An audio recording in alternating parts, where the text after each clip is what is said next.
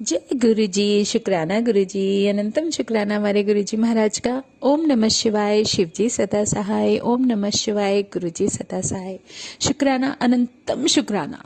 मेरा परमात्मा है ही इतना प्यारा कि वो हमेशा हमारी नज़रों के सामने रहता, मेरे तो हमेशा। और सच में हमारे मन में ऐसे विचार, इतने पॉजिटिव थॉट्स होने चाहिए ना। हमें ये सोचना भूल जाना चाहिए कि कौन अच्छा है, कौन बुरा है, कौन क्या कर रहा है, क्या नहीं कर रहा। ये सबका उनका अपना अपना सोच है, अपने विचार हैं जो अपने जीवन में वो अपनी परिस्थितियों के अनुसार जी रहे होते हैं। लेकिन हमें क्या करना है? हमें सिर्फ अपनी भावों पर, अपने विचारों पर और अपने ही जो पल पल बदलते हुए जो दिमाग में, मन में जो भाव उछलते रहते हैं, उनके ऊपर ध्यान देना है। अपने अंदर की कमियों को दूर करना है, ना कि ये सोचते रहना अरे यार ये तो वो ऐसा था, वो ऐसा था, वो ऐसा। क्या करना किसी के बारे में सोचकर? क्योंकि वो सब सोचने के लिए तो परमात्मा खुद ही बैठा है। उसने ही तो इस पूरी अर्थ पे जितने जीव हैं सबको जीवन दिया है। सबके जीवन का लेखा जोखा सब उनके पास है, हमारे पास नहीं। तो ये सब उनका विचार है, उनको हिसाब किताब रखना है। अब जैसे हम अपने काम, अपने बिजनेस में सिर्फ अपने बारे में सोचते हैं ना कि हमें कब क्या करना चाहिए, हमें क्या अच्छा है, हमारे लिए क्या सही है, हमारे लिए क्या गलत है, हमें क्या इन्वेस्टमेंट करनी है, क्या इन्वेस्टमेंट नहीं करनी, ये सब हम अपने बिजनेस के लिए सोचते हैं। अगर सामने वाला बैठा है तो वो सामने वाला बिजनेस कर रहा है ना, तो उसके बिजनेस की टेंशन तो हम लेकर नहीं बैठते ना कि यार उसके लिए ये सही था, उसको ये करना चाहिए, उसको वो करना चाहिए, ये ना करे इसमें उसको नुकसान है, ये ना करे उसमें उसको नुकसान है।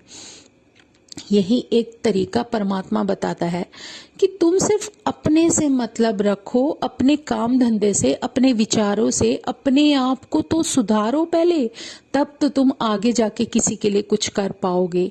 सेवा भाव तो तभी आएगा ना जब तुम अपने आप को सुधार सकोगे। अपने लिए इस लायक तो बनो कि तुम बहुत अच्छे मुकाम पर और एक ऐसी ऐसी जगह पर बन चुके हो कि वहां पर आने के बाद तुम ये सोच सको कि हाँ, मैं अब इस लायक हूं कि मैं किसी के लिए कुछ कर सकूं। किसी के लिए कुछ करने के लिए पहले खुद काबिल बनना पड़ता है। अगर हम खुद काबिल होंगे तभी तो किसी की मदद कर पाएंगे, चाहे वो किसी भी तरीके से हो, फिजिकली हो, मेंटली हो, मनी से हो, या कैसे भी। जो भी सेवा तुम करना चाहते हो उसके लिए पहले खुद काबिल बनो। अगर तुम खुद काबिल होगे, तुम्हारे अंदर की नेगेटिविटी ही तुम्हारे अंदर नहीं होगी और पॉजिटिवनेस इतना भर जाएगी, तभी तो जो तुम्हारे अंदर बसा है वही तुम किसी सामने वाले को दे पाओगे। तो ये जो भाव और विचार होते हैं, ये परमात्मा हमें सिखाने लगता है। वो बताने लगते हैं कि देखो, जैसे एक घड़ा भर जाता है पानी का, तो जब पानी गिरने लगता है ना, तो किसी उस घड़े का मालिक होगा ना, वो भी ये सोचेगा कि ये घड़ा भर चुका है, इसके अंदर जो जा चुका है ना, वो गिरने की बजाय अगर किसी और को दे दिया जाए तो वो उसके काम आएगा। ऐसे ही तुम्हारे अंदर जो पॉजिटिविटी का जो घड़ा भर जाएगा ना, तो परमात्मा खुद ही कहेगा कि नहीं, तो ये पॉजिटिविटी थोड़ी सी बाहर किसी और को भी दे दे। अगर तुम्हारे उससे किसी सामने वाले को कुछ जीवन मिल रहा है, किसी को अच्छे विचार मिल रहे हैं, किसी के जीवन में कुछ भी बदलाव आ रहा है, तो फिर वो जो उसके जीवन में आने वाली खुशियां हैं, जो उसके चेहरे पर आने वाली हंसी है, जो शायद तुम्हारी पॉजिटिविटी के देने के बाद उसके जीवन में जो बदलाव आया, जो उसके चेहरे पर हंसी आई, तो उसके पास वो जाने के बाद क्या परमात्मा कभी ये सोचेगा कि तुम्हारे पास जो तुमने उसको, जो तुम्हें जरिया बनाया गया, जो तुमने उसको हंसी खुशी दी, क्या वो कभी तुम्हारे चेहरे से हंसी जाने देगा? नहीं जाने देगा। जो खुशियां तुम दूसरों को दे रहे हो वो कभी भी तुम्हारे जीवन से माइनस नहीं होने देते। वो जो तुम अपने अंदर, अपने मन में, अपने विचारों में लाने लगते हो, वो सब सामने वाले को अगर देना शुरू कर देते हो तो वो एक ऐसा जरिया बना देते हैं परमात्मा तुम्हें कि वो एक के बाद दूसरे को, दूसरे के बाद तीसरे को, क्योंकि ये सब एक कड़ियां होती हैं।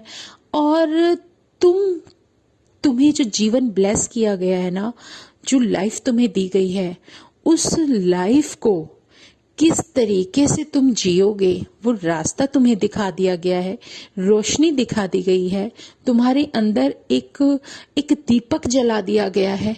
तो तुम उस दीपक की लौ को कब तक जलाकर रखोगे, कब उस आत्मा को सिमरन रूपी जो भी परमात्मा ने तुम्हें बख्शा है उस रास्ते पर लेकर जाते हुए किस तरीके से लोगों के अंदर पॉजिटिविटी लाओगे। वो एक सीधा साधा रास्ता है, सिंपल सा रास्ता है। कुछ नहीं करना, सिर्फ अपने कर्तव्य का निर्वाह करते हुए जो भी तुम्हारे जीवन में परमात्मा जिससे भी मिलवाए, जिससे भी जुड़वाए, शायद सामने वाले को कुछ जरूरत है और रब ने तुम्हें अगर जरिया बनाया है तो वो तुम्हें तुम्हारे रास्ते में खुद आकर मिलेगा और तुम उसके जीवन में कुछ रोशनी भर दोगे। अगर तुम्हारे किए हुए किसी कर्म से सामने वाले का कुछ भला होता है तो उसमें सोचना नहीं चाहिए, उसमें तुम्हें वो सब कर देना चाहिए जो सामने वाले को शायद किसी हद तक कुछ मदद कर सके। तो ये जो रास्ता परमात्मा हमें दिखा रहा है वो एक अलग ही रास्ता है। इसमें कुछ भी नहीं करना, कहीं भी कुछ नहीं करना। जब परमात्मा को तुम्हें सत्संग में बुलाना होगा वो बुला लेंगे, जब तुम्हें दर्शन के लिए बुलाना होगा बुला लेंगे। तुम्हारी जर्नी के हिसाब से जो जरूरी है वो तुम्हें तुम्हारे जीवन में मिलता चला जाता है। तुम्हें एक सिर्फ अपने अंदर जो परमात्मा ने तुम्हारी सोल के अंदर जो एक कलश स्थापित किया है ना, वो कलश चाहे वो किसी भी चीज का है, वो आत्मा है, वो दिल रूपी कलश जो है वो सिर्फ उसके नाम से भरा है, उसकी पॉजिटिविटी से भरना है। और उस पॉजिटिविटी को जब वो भरने लगता है तो परमात्मा खुद ही किसी ना किसी को तुमसे ऐसे मिला देगा जिसको जरूरत है कि तुमसे कुछ हद तक पॉजिटिविटी लेकर अपने जीवन को आगे लेकर पॉजिटिव बना सके। तुम एक जरिया बने हो उस परमात्मा की दिए हुए उस आशीर्वाद का, जो वो चाहता है कि जो जीवन तुम्हें मिला है उस जीवन को तुम उनके अनुसार किसी और के जीवन को खुशहाल बनाने का जरिया बनो। तो आप उस आदेश को, उस हुक्म को मानना शुरू करो। सिर्फ अपने अपने बारे में मत सोचो, क्योंकि हमें तो जो परमात्मा ने दिया है वो बहुत है, बहुत ज्यादा है। उसने जो पॉजिटिविटी हमें दी है वो पॉजिटिविटी हर किसी को नहीं मिलती। सब अपने विचारों में, अपनी परिस्थितियों के अनुसार कैद होकर रह जाते हैं, वो उससे बाहर निकल ही नहीं पाते। एक जो नजरिया परमात्मा ने दिखाया है कि तुम्हें जो जीवन बख्शा है, जो लाइफ दी है, उस लाइफ का मकसद यही है कि तुम अगर अपने जीवन से कुछ बूंदें किसी सामने वाले की जीवन में डालने के लिए, उसको सिखाने के लिए कुछ पॉजिटिविटी दे देते हो तो आपका जीवन शायद धन्य हो जाता है। और उसका एक जो आपको मकसद दिया जाता है ना कि आपको जीवन इसलिए बख्शी गई है, आप सिर्फ शुक्राने करते हो कि गुरुजी हमें जीवन देने का शुक्राना, हमें मालिक जो तुमने जीवन बख्शा है, लाइफ दी है उसका शुक्राना। लेकिन उन्होंने अगर लाइफ बख्शी है तो किसी मकसद से बख्शी है कि जो तुम्हें मिला है वो तुम किसी और के जीवन में भी खुशियां और किसी और के जीवन में रंग भरने की कोशिश करो। वो जो रास्ता दिया है उसको अपनाओ, ना कि सिर्फ अपने बारे में सोचो कि हमारी आगे आने वाले ये करेंगे, आगे आने वालों को ये सहूलियत होगी। नहीं, कोई वंश नहीं चलता। आज आप इस लाइफ में, इस शरीर के अंदर हो, अगले जन्म में आप कहाँ पैदा होगे आपके कर्म बताएंगे। आपको नहीं पता आप कहाँ जाने वाले हो, कौन सा वंश, कैसा वंश, कोई वंश नहीं होता। आप जब तक इस लाइफ में, इस बॉडी के अंदर हो, जब तक ये सोल इस शरीर के अंदर है, तभी तक वो इन रिश्तों से घिरी हुई है और इनसे उसका जुड़ाव है। जब ये आत्मा एक पंछी की तरह यहाँ से उड़ जाएगी तो नया ठिकाना परमात्मा कहाँ देगा, वो उसकी मर्जी है। हो सकता है आप मोक्ष के काबिल हो, मोक्ष मिल जाए और गुरु के चरणों में चले जाओ, और हो सकता है कि कोई नया परिवार मिले, नया जन्म मिले आपके कर्मों के अनुसार। तो वहां पर जब आप न्यू बर्थ लोगे तो आपके रिलेशन वहां बनेंगे, यहाँ नहीं।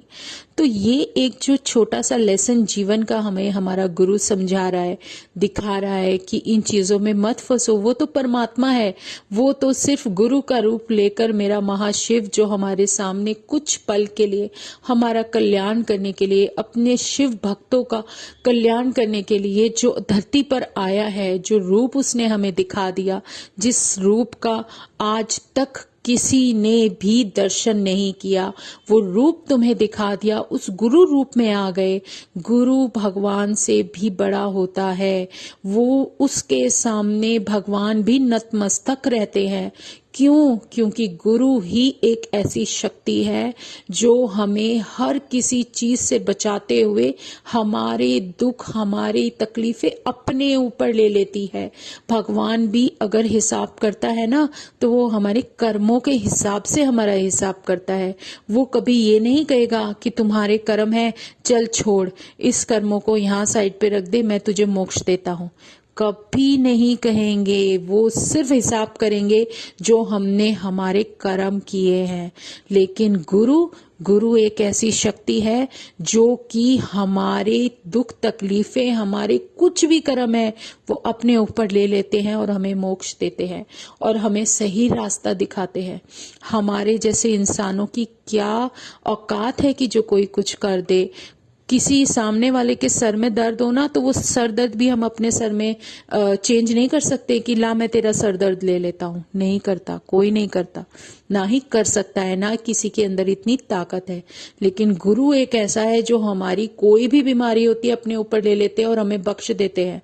वो बख्शनहार सिर्फ धरती पर हमें बख्शने के लिए आया है, और उस बख्शनहार का जितना शुक्राना करा जाए उतना कम है। और ये शुक्राने ही हमें हमारी मंजिल तक लेकर जाने के लिए एक ऐसी सीढ़ी का काम करता है कि जो परमात्मा ने हमें लाइफ दी है, जो हमें ये जर्नी दी है, उसको हम समझकर अपने जीवन में आगे बढ़ सके और परमात्मा की मर्जी के अनुसार चल सके।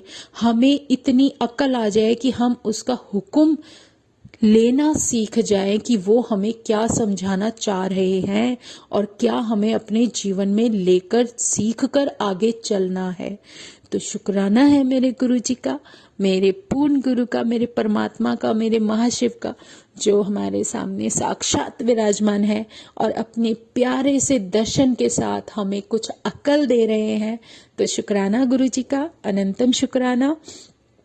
आज मन में भाव ऐसे ही थे संगत जी, जो भी आ रहे हैं, जो गुरु जी मुझे, बस मैं क्या बोलूं, मैं कुछ नहीं बोलना चाहती। तो आज हम सत्संग यही विराम करते हैं। तो जय गुरु जी, शुक्राना गुरु जी। ओम नमः शिवाय, शिव जी सदा सहाय। ओम नमः शिवाय, गुरु जी सदा सहाय।